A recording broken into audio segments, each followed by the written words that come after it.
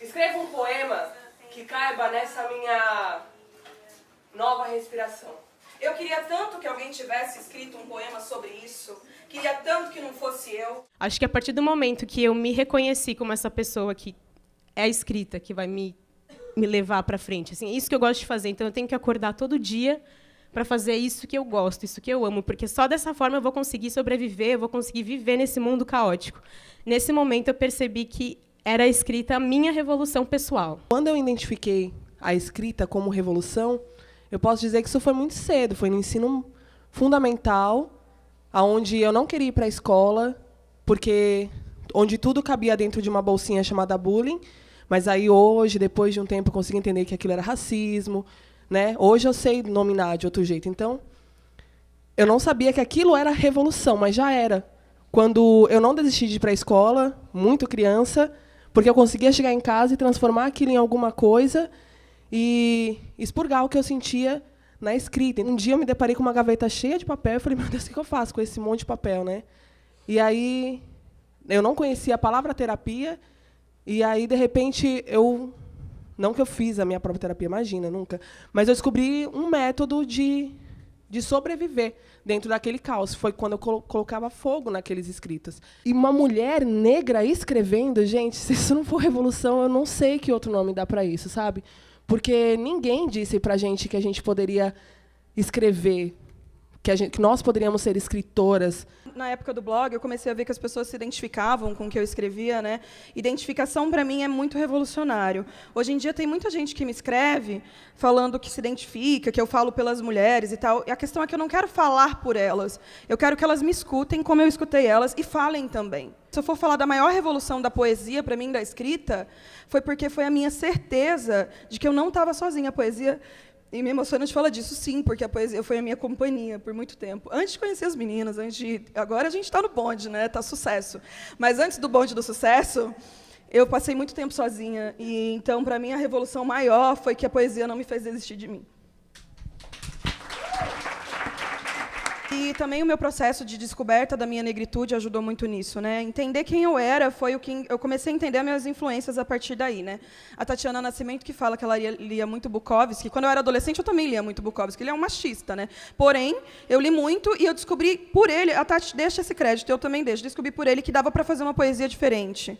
Hoje em dia eu não leio mais, não é referência, mas comecei com descobrir que a poesia poderia ser diferente de métrica, não precisava ter métrica, não precisava ter rima, foi com ele. E aí, depois, né, ficou muito melhor, que daí eu descobri as meninas, comprei o livro da Mel. Também tem as influências, né, mais antigas. Tem Conceição Evaristo, que depois eu acabei, né, descobrindo todo mundo. Tem Elisa Lucinda. Mas as minhas maiores referências são elas duas mesmo. Assim, eu sei que eu estou falando isso o tempo inteiro, porém, foram elas que abriram as minhas possibilidades também de entender sobre mulher preta, quem é essa mulher negra, né? Cada uma com a sua pluralidade. Entender que cada mulher negra tem a sua pluralidade também, né? E quando eu percebi que eu era uma influência, foi difícil, viu? Porque é aquela coisa da autoestima, que é uma coisa que a gente vai construindo. Mas não foi por número de seguidores, mas quando eu comecei a receber mensagens como eu ia me matar, eu li um poema seu e não fiz isso. Eu fui instruída a desacreditar no que eu poderia ser, no que eu poderia chegar. Então, quando eu ouço da Riane que eu fui uma referência para que ela fizesse o que ela faz, isso vai num lugar que é difícil para eu acessar, porque eu vim para essa feira literária totalmente descrente do trabalho que eu faço, sabe? Assim, e acho que a primeira vez que eu li alguma coisa e falei, é isso que eu quero ser, foi quando eu li, que eu acho que eu estou nesse mesmo processo do seu Bukowski, porque foi quando eu li Clarice Lispector. Eu li e falei, uau, eu não estou entendendo nada do que está aqui. E porque foi isso, gente. Eu li Hora da Estrela e eu não entendi. Eu era muito nova, eu tinha tipo uns 14 anos e eu falei, uau, eu não estou entendendo nada. E eu precisava ler aquilo de novo.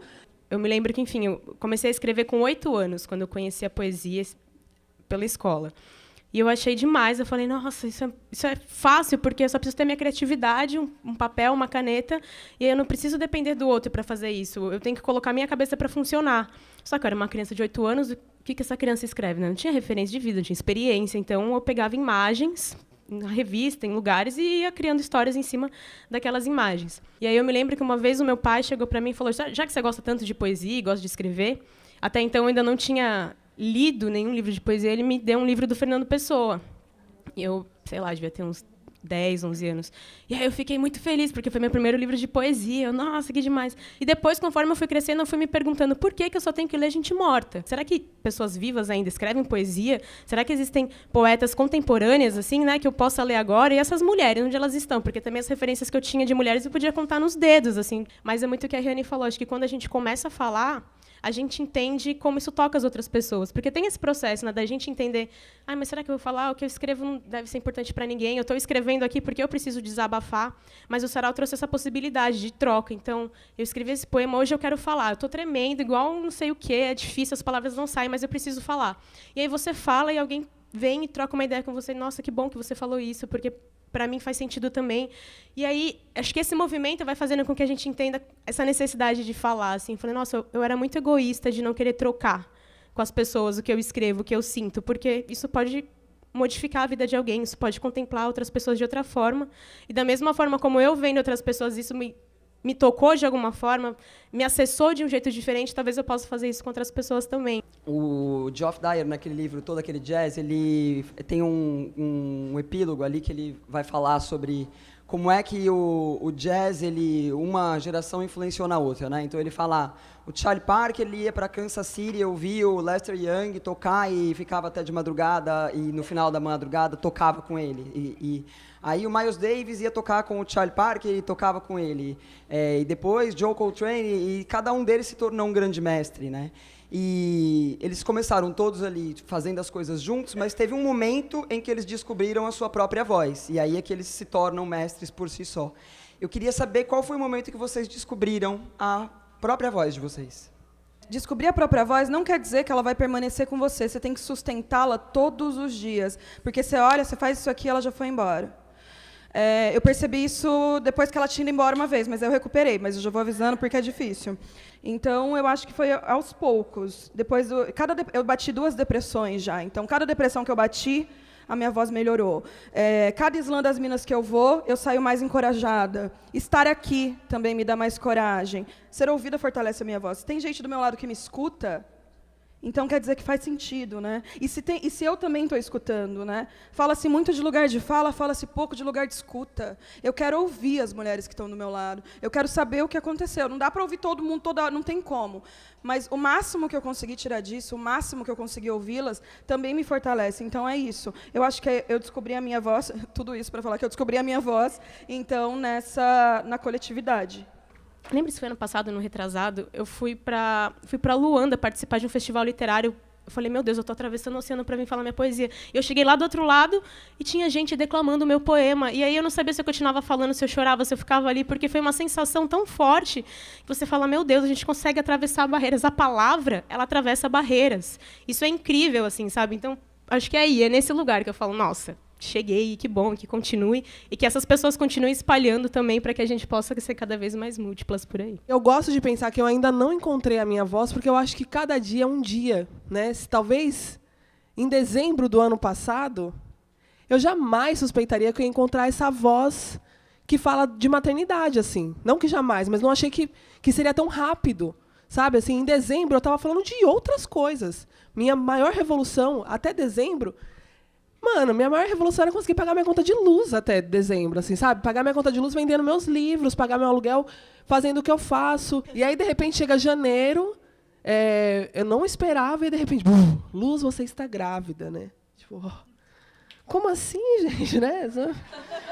Como aconteceu isso? E aí, eu não imaginava que eu ia encontrar essa voz que fala sobre maternidade tão rápido, né?